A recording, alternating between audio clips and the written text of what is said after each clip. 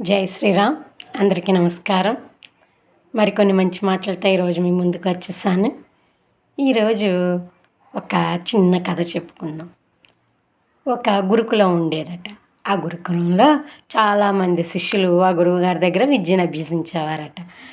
అలా కొన్ని సంవత్సరాలు గడిచేటప్పటికి ఆ శిష్యులందరూ కూడా ఆ గురువుగారు నేర్పిన విద్యల్లో ప్రావీణ్యం సంపాదించారట. కానీ అందరూ అన్నీ ప్రావీణ్యం సంపాదించిన గురువుగారికి ప్రత్యేకంగా ఒక శిష్యుడి మీద చాలా అభిమానం ఉండేదట. ఈ మిగతా శిష్యులందరూ అనుకునేవారట, ఆ శిష్యుడి మీదనే గురువుగారికి ఎందుకంత అభిమానం అనుకునేవారట. వాళ్ళ విద్యాభ్యాసాలు పూర్తయ్యాయి, ఎవరి ఇళ్ళకి వాళ్ళు వెళ్ళిపోదాం అనుకుంటున్న రోజు గురువుగారు అందరినీ పిలిచి, ఈరోజు మీకు నేను ఒక పరీక్ష పెడతాను, ఇందులో నెగ్గిన వారే అన్ని విద్యల్లో పూర్తిగా ప్రావీణ్యం సంపాదించినట్టు అని చెప్పారు. అందరూ సరే అన్నారు. అప్పుడు ఆ గురువుగారు అందరినీ దోశలతో ఇసుక తీసుకోమన్నారు. దోశల నిండా అందరూ తీసుకున్నారు. అప్పుడు ఆయన వేళ్ల సందుల్లోంచి కానీ ఒంటి చేత్తో కానీ అలా తీసుకువెళ్ళకూడదు, దోశలతోనే పూర్తిగా ఎక్కడా కారకుండా ఆ ఇసుకని పలానా ప్రాంతం వరకు తీసుకెళ్ళి మళ్ళీ రావాలి అని చెప్పాడు. అందరు శిష్యులు బయలుదేరారు.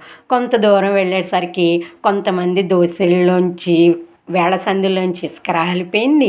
కొంతమంది ఆ గురువుగారు చూస్తున్నారా ఏమిటి అని చెప్పి ఒంటి చేత్తో పట్టుకెళ్ళిన వాళ్ళు కొంతమంది ఇలా అందరూ చేశారు. కానీ ఆ ప్రియ శిష్యుడు ఉన్నాడు కదా, అతను మటుకు ఆ దోశల నిండా ఇసుకని అలాగే గురువుగారు ఎలా చెప్పారో అలాగే ఆచరిస్తూ దాన్ని ఆ ప్రాంతం వరకు తీసుకువెళ్ళాడు.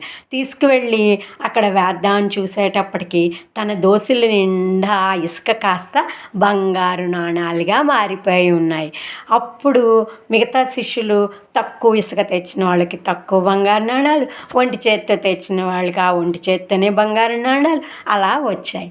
అప్పుడు ఆ శిష్యులందరూ గురువుగారి దగ్గరికి వచ్చి, గురువుగారు మీరు ముందే మాకు చెప్పవచ్చు కదా, ఆ ఇసుక అలా పట్టుకు వెళితే బంగారు నాణాల కింద మారిపోతుందని అని అడిగారు. అప్పుడు ఆ గురువుగారు చెప్పారు, నేను ముందే చెప్తే అందరూ ఆచరిస్తారు, కానీ నేను చెప్పిన మాట మీద గౌరవంతో ఎవరైతే ఆచరిస్తారో వారికి అవి పూర్తిగా దక్కుతాయి, అందుకని ఈ పరీక్ష పెట్టాను అని చెప్పాడు. అప్పుడు అందరికీ ఆ శిష్యుడినే ఎందుకు ప్రియ శిష్యుడిగా చూస్తున్నారో గురువుగారు అందరికీ అర్థమైంది. దీని ద్వారా మనకు తెలుస్తున్నది ఏమిటంటే, గురువులు కానీ పెద్దలు కానీ మనకి ఏదైనా చెయ్యమని కానీ అది మంచిది అని కానీ చెప్పారంటే అది వారు చూస్తున్నా చూడకపోయినా వాళ్ళు ఉన్నా లేకపోయినా మనము దాన్ని ఆచరిస్తే అదే మనకు కొంతకాలానికి మంచి చేస్తుంది. హరే కృష్ణ.